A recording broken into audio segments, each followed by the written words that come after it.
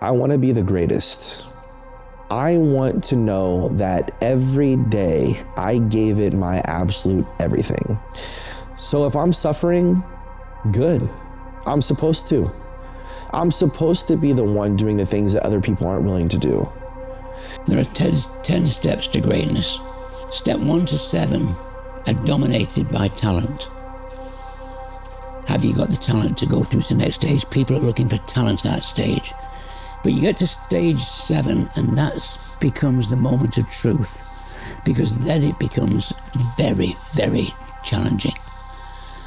So that's when it changes to becoming character and talent.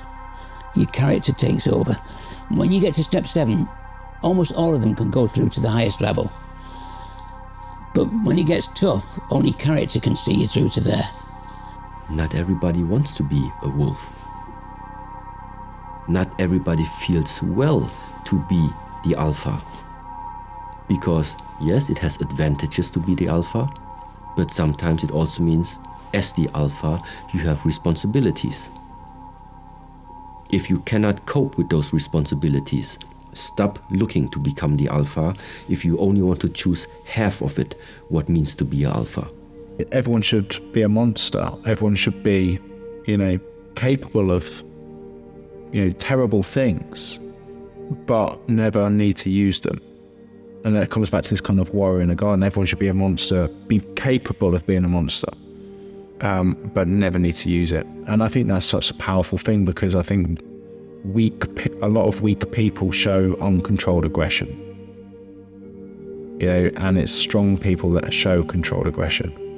It's not the world champion MMA fighters going there f***ing up people in nightclubs. They're normally the quiet, peaceful ones sitting in the corner, knowing that they can kick the f*** out of every single person in here. And because of that, they don't need to, and they're calm. And I love that kind of thought process with things, because you do have a calmer life. Because if shit does hit the fan, you know that you've got a button that you can press and go. But you'll probably never need to press it. You do have to have some sort of crazy delusional belief in yourself that you can make it to the top when you're far away from it. But I looked at it like I was going to college, and I was spending money to go to college to get my degree in hopes that I would eventually have a job one day that was good, that was exceptional. And that's exactly how I looked at bodybuilding. Was my amateur days were preparing me to do the job, so to speak, that I'd always wanted to do. And if you look at, anything in life, like grade school, middle school, high school, college, everything's somewhere between 3 and 5 years to dedicate yourself and to become, next level or exceptional in whatever you're doing. So I thought to myself, okay, if I can dedicate myself for the next 3 to 5 years, invest all the money that I have, because frankly, I was broke. I had no money. There was even a time period where I was sleeping in my car. I was homeless. Yeah, it was pretty rough. And so I just thought to myself, if I keep going, if I commit myself to this, stay disciplined and dedicated, I reinvest everything back into this, one day it'll pay off, just like as if I'm gonna go to college. I am angry every day. I feel pain every day. Every single day, I feel like f***ing exploding. And I have the capabilities to do that. And if I explode, I don't know how much collateral is gonna be around me. What choices I have to make every single day is channeling that anger and doing something that's going to benefit other people with it. I have to choose that I don't want to damage anyone else around me for the pain that I feel, because it's not their fault. I have to choose to honor what an incredible person my daughter was with my actions going forward, and that means being able to channel this anger into incredible things. And that's probably why I run so much, why I kayak so much, why I cycle so much, why I'm always doing this kind of stuff, because it's a productive way to relieve my anger. my stress, my heartache, my pain, into becoming better, into achieving more, and into creating a brighter future for those that I'm trying to do it for. And that's what I do. It scares me sometimes because I don't really think people understand how deeply this pain burns. They don't understand the battle that I face every single day. They don't understand the sacrifices that I make to try and make this world a better world. They don't understand the sacrifices that I have to make just to even stand on this earth anymore. They don't understand the sacrifices that I have to make to achieve things in the world that 0.0001% of people have done. They don't understand how hard it is to hold your daughter as she takes her last breaths and dies, and then go into the same hospital in the same ward to meet other children with cancer and try and do what you can to help them. I said that I want to raise awareness and funds for children fighting cancer. I've not done a bad job so far. I said that I want to be a little bit better every single day. I've not done a bad job so far. I've said I want to create a great future for my son, and I'm building every bit of credential to be able to do that. I want to be a better man for my family so they don't have to worry about me, and so they don't have to worry so much about their own lives. I'm doing all right. You know, I'm not concerned or worried about what other people are doing around me. I'm just concerned in doing it myself and making sure that everybody I love and care about and the things that I'm passionate about have a benefit from it. And that's my reward. You know what I mean? Not a car, not a fancy bit of clothes, not a house. That's my reward. While you're worrying about me, I'm making my situation better. And that's the main difference in this game. I don't focus on others. I don't wonder why someone's got what they've got. I don't wonder why someone's doing what they're doing. I'll go out there and get what I want. I'll go out there and get what I've got. I'll go out there and help the people that I care about. And that's the measure of my life. And no matter how much people say, no matter how hurtful it may be, no matter the sticks and stones and the broken bones that I get along the way, this f***ing train isn't gonna stop. I'm a juggernaut.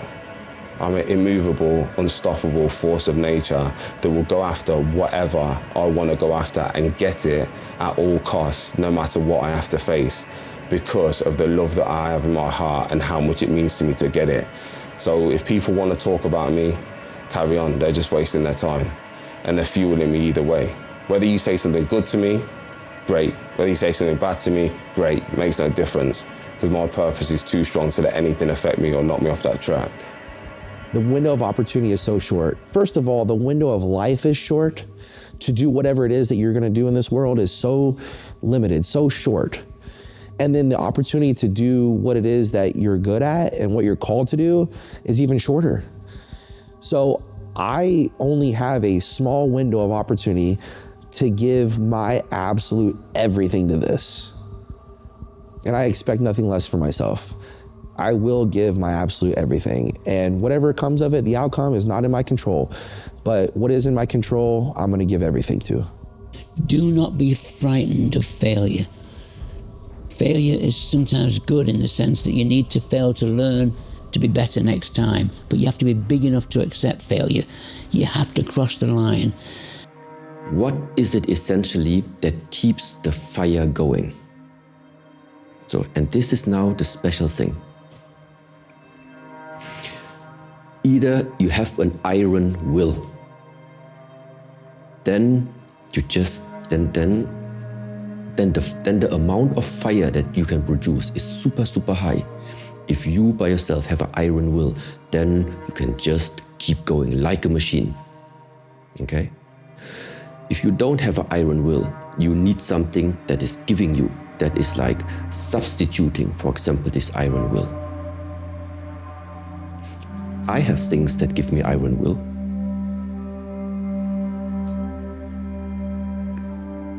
For me, it's a vision. I have vision for something greater. Yeah, or you might say, it's hope. Or it can also be, you can think about a person. Sometimes you meet person, you just need to call them up in the mind, they give you fire. You know? So this is the way. What keeps the fire going? What keeps you yourself? What is it that keeps you, make you push on harder? Trust, hope, vision, purpose. You know? And this is where then things come together. And this is the type of fire where I say, when you know about these things, even angriness, suffering, loneliness, feeling used,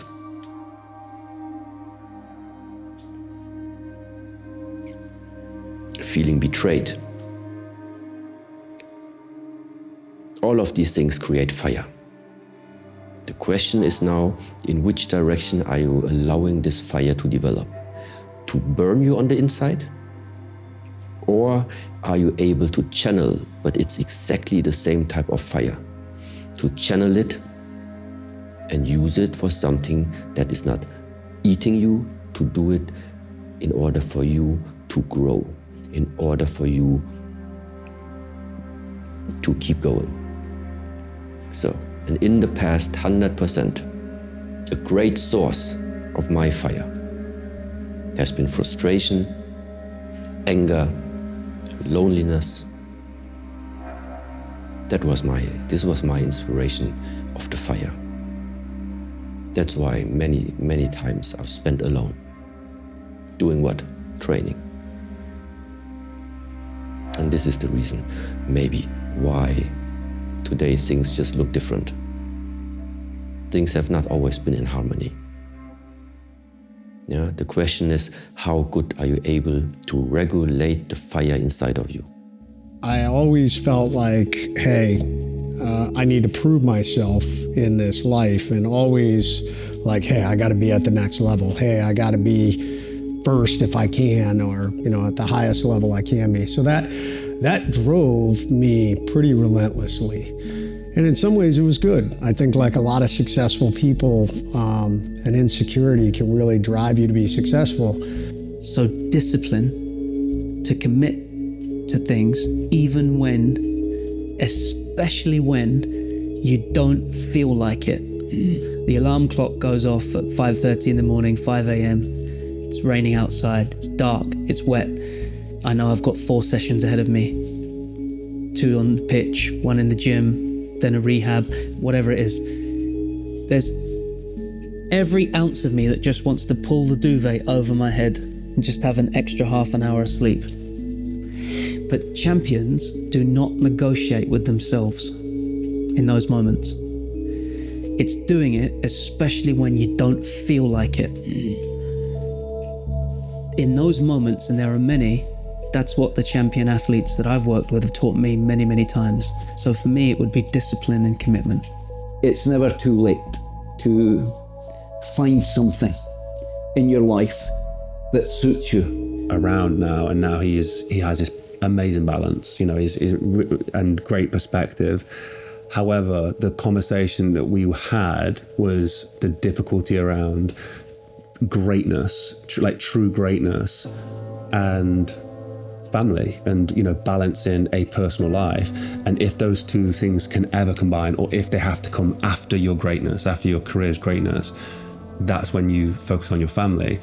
I'm curious as to what you two think on that. That's a very prevalent conversation I have with elite performers, business or sport. Being great is being selfish. You have to be selfish to be great. You have to put the work in, the dedication in, to be great, to be the best in the world, to win the gold medal.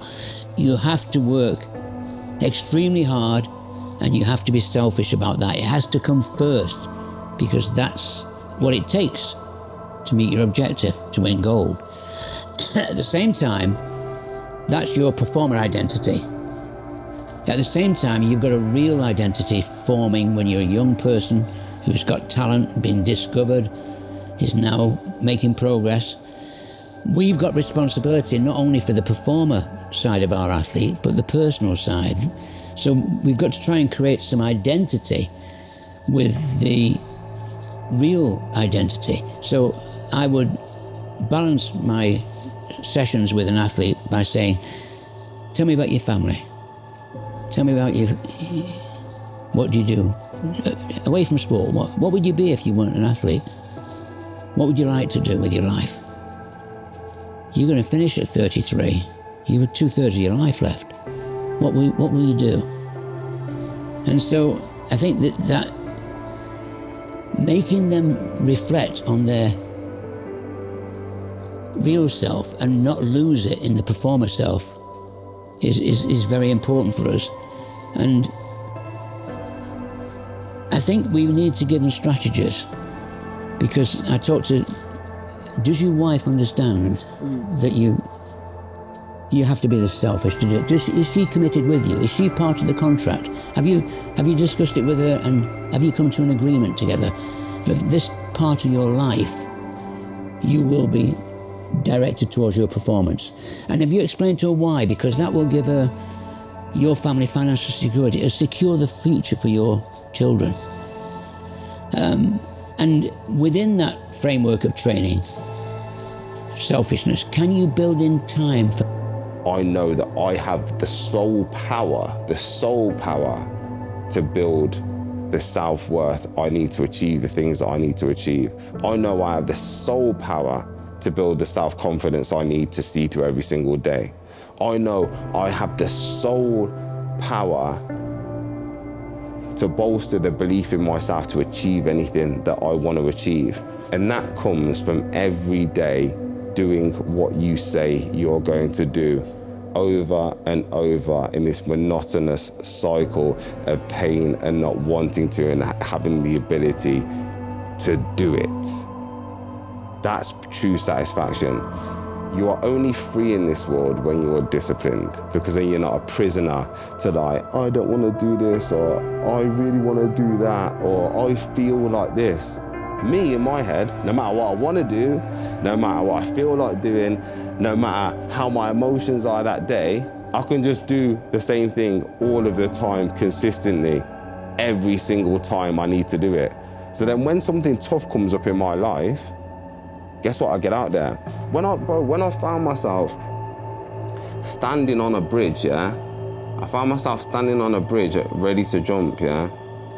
And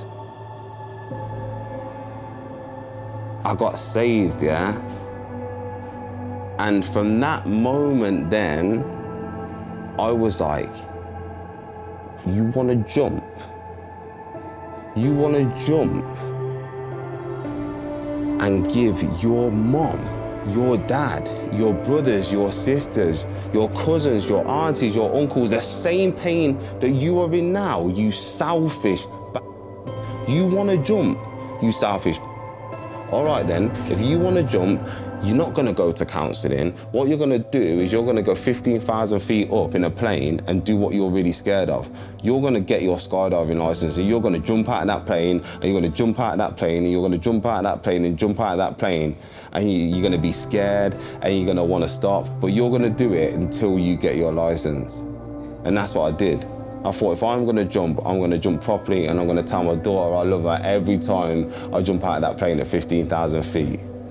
And that's what I decided to do. I decided to combat it with something that I was scared of, to conquer that fear, as well as conquering my selfish need to do something that I was gonna do to hurt the people around me. I didn't see that as a time where I needed to be delicate with myself. I seen that as a time where I needed to give myself one of them to bring myself back into line. And that's what I do every single time. This thing about, you know, everybody's built different, right? And everybody has different dreams and different ambitions and different goals. So that means that, you know, everyone will have to deal with themselves in different ways. But what a lot of people don't realize is, in those moments where you really, really don't feel like you can do something and don't want to do something, if you can be hard enough on yourself in those times to actually do it, the rewards are unmeasurable. When I feel like I can't, the thing I hate the most is people going, oh, you've got to be gentle with yourself. Take a night off, darling. You've done too much already. You've already earned your place. No, I haven't. No, I don't need time off. No, I haven't earned my place. No, I haven't done enough already. That's why I'm feeling like this now. It's a fact. You can try and bend the truth to whatever you want to bend it to, but the facts will always tell you how it really is. And if you feel like you haven't done enough, you probably haven't. If you feel like shit, there is a reason why. If you know in your heart of hearts that you should do something, then guess what? Get out there and fucking get it done. Stop complicating the answers. Make it very simple. Put yourself in the furnace, in that hurt locker, and forge a piece of steel that can come out the other side, that can chop through anything that you have to face. That's it. Being gentle with yourself is all right if you don't want to achieve anything and you don't want to do anything and you want to live in this chasm of comfort. There were hard times, I won't lie. I felt like I was, to be facially disfigured is really hard. You go out in public, we all look at each other's faces. And even today, I get a lot of attraction. People look at me, kids stare at me a lot because my face looks different. There's something wrong with it. They can tell there's scars, my eyes are a little off. But go back to the beginning, I looked really rough. So that was hard, going out in public and dealing with that. I got frustrated. After a period of time, what started happening is after my 8 weeks inpatient, I started doing outpatient. And they thanks to the SEAL teams and connections we have and a little bit of my own endeavors, I ended up connecting to some of the best surgeons in the world to rebuild my face and nose. But that required a lot of travel. I was, fly, go have a surgery, fly pre-op, come back, fly, surgery, 2 or 3 week recovery, come home, recover, and then repeat the process for multiple years. A lot of setbacks. Battlefield injuries are really dirty. So frequently infection sets in, and I had all kinds of infection problems with my face. So this nose they built me is actually the third nose. The first 2 failed, and they totally had to cut it out and start over. And that was really hard. At a certain period, like literally, I just had a hole in my face, and I used to go around with a piece of gauze. I often joke I look like Skeletor, and that's no wonder Skeletor's so damn angry, right? Finally, we gained traction. But no, man, there were a lot of dark, hard moments. I won't lie. But I also frequently tell people, what's interesting is the leadership failure set me up for success for this. I don't think I would have done as well out of it if I had not been through, that's the hardest journey I've ever been through. Most people think oh, you were wounded, that must be the hardest. No, being told you're a failure and you don't belong in our community is the hardest thing I ever went through. So the good news is it set me up for success later. So I try and tell people that. I'm like, hey man, it sucks when we go through hard moments in this life, but also know that it may be preparing you for something bigger that's coming that you don't know.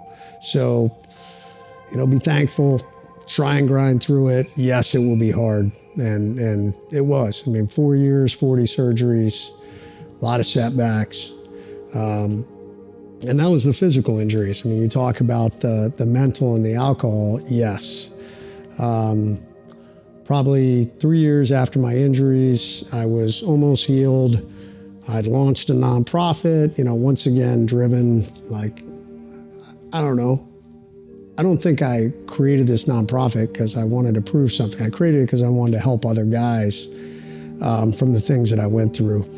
But in that process, really struggling and really started fighting a lot of the invisible demons in my head from war. Not sleeping kind of reliving the firefight. My career being thrown off course, I had kind of come to grips by that point that I was never going to be operational again, that this was the best they could do, which, really limits, for operational purposes, not being able to use this arm to grab gear and things like that. It's really hard for me to buckle a helmet. That kind of stopped me from being operational. So I think all that settled in, and I kind of started pushing everybody away. My wife, my kids, and drinking a lot. And thankfully, my wife, and we have a relationship book coming out next year. Because we have been through the ringer, and we are strong. And a lot of the lessons, we wrote down a lot of the lessons and things we've done in our marriage. And one of those things was, communicating even through the tough times. And she was like, "Hey, you need to go get help. I can't help you. You're unwilling to let me." She's like, "But if we had never, ever, ever mentioned divorce, it was like a unwritten rule, we would never say it. Never in a fight was it ever brought up." And that was the only time in our entire marriage to date or before this when she said, this is how our marriage can end if you are unwilling to seek help. And that woke me up. And I said, okay. So I went and saw the command chaplain and the command psych, and I said, I need help. So that helped me, got better. I still drink occasionally. Not much anymore. I enjoy a drink hanging out with friends and family. But it doesn't, I don't drown myself in the bottle or anything like that anymore. Wow. You can either go down the easy way or the hard way. And you've got to pick the hard way. It's hard for a reason, you know what I mean? You're going to struggle. It's going to be difficult. You aren't going to have all that what your peers have got. And it's very difficult when you're a kid. But it makes benefit later on in life. It'll all come round. I do believe in karma, and I do believe what goes round comes round. And if you work hard at whatever you want, you might not have all the money, you might not have all these galactic fancy cars and everything, but you work, go in the right direction, and you might never get that massive car, but you'll have a better peace of mind, you know what I mean? And you'll have a family, and they'll be proud of you. Just go the opposite way. You can still get to where you want to, but you're doing it the right way. It's more difficult, but as I say, choose difficult, and you'll get there. And then you'll look back, and you'll realise, especially when they were in prison or that it will happen, that the bad things were dead, that, wow, I'm so glad I never took that path, because I was so tempted on many occasions. And friends were doing the bad way, and they got all the money, got all the nice gear, and there's me. And a lot of times coming back even from the military, as a 16-year-old coming back on leave, and think I've got loads of money because I've saved up this money, and then, no. The grass isn't greener on the other side. I've seen it, and I've seen blokes get out of the military early, and they go with 99% of them wish they didn't. They say, I wish I stayed in, I wish I did this, and and I'm like, wow. But it's so tempting, it really is. It's just getting that, right, finding that mentor, if need be. Get somebody and say, right, I just need a bit of guidance, whether that's a relative. I was lucky, I remember Dad around me, he was guidance, and plus, I was scared, because I knew if I did anything wrong, he'd bout the hell out of me, and he's warned me about that. So that was one of the reasons. But also, I just respected him that much as well. I wouldn't want to do it. I think even if I was just bringing up as a single parent, it was just me and my mum bringing me up as as a one parent family, I'd still do the right thing, because at the end of the day, that's what we need to do. It's so easy to go down that way. Do you want the easy way? No. Do the hard way, and you will get results. It takes time, takes practice, takes patience, but it will come to you if you really want it. Failure is reserved for those who are taking the greatest amount of chances, right? And if you are not trying to get outside of your comfort zone, if you are not trying to attain a certain level that is at a higher rung at which you think you are capable of, then you're not really going to fail as much as those who are constantly trying to push themselves. And, there's a fine line, and the mediocre are the only ones that can be expected to be at their best, right? Because they're not taking enough chances. They're not failing while daring greatly. They are worried too much about what other people's opinions are. They are worried too much about and are too concerned about failure because they haven't quite realized that failure is the prerequisite to success. The price of greatness is responsibility. That's said by Winston Churchill. And I think when people think of greatness, when people they have visions in their head, right? Arnold Schwarzenegger, Cristiano Ronaldo, Messi, LeBron James, and they think, okay, that's greatness. Muhammad Ali, that's greatness, right? But no one has ever really asks them, but what did you do to obtain that greatness? They might say, oh, they were just born with it. They had all the gifts, and that's probably true. They were stronger, faster, taller, whatever. But they had to put in hours and hours and hours and hours of work, years and years of work, in order to be great. And I think when people think of greatness, they think scoring that winning goal, in a World Cup. But no one goes, oh well, what was the responsibility? What was that person carrying in order to be in that position to be great, right? They were carrying their team, their family, the hours and hours of effort they put in, all that blood, sweat and tears, all those years of going, okay, I am going to put this, everything I've worked for, into one goal. And they obtain it, and then, in my opinion, that's greatness. So, I hope you guys enjoyed the video. My brother William Mulligan, the Everyday Stoic, he made this video actually, and it's kind of a blast from the past because, he used to make the motivational videos with me on the Mulligan Brothers channel, which is making documentaries now, and I really like the video. I think it basically, everyone likes the idea of greatness, but they don't like the responsibility. It's that simple. So if there's one thing I want you to take away from this video is that we kind of need to flip the script a little bit and fall in love with having the responsibility of that greatness, right? Fall in love with that. When things go wrong, where do people look at? Do they look at you? And if you're one of those people, then you can achieve greatness. If it's, I need to create a discipline, a schedule in order to get up in the morning so that I make sure that all my tasks are done to achieve certain goals and tasks for that day, to achieve the bigger picture of greatness, right, or that dream, then that needs to be done. And that is your responsibility. That's my responsibility. So anyone that wants to be great, that's their responsibility. You've put it out in the world that you want to achieve something, and therefore you have the responsibility to achieve it. And you have the responsibility of carrying all of that that comes with it. And I want you to have that responsibility. I want to have the responsibility because it's going to be hard. You're going to question, why are you getting up in the morning? Why are you staying up late? Why are you, making tough decisions that, normally you might not have to make? And that's because you want to dream. You want to be great. I know that you guys will become great.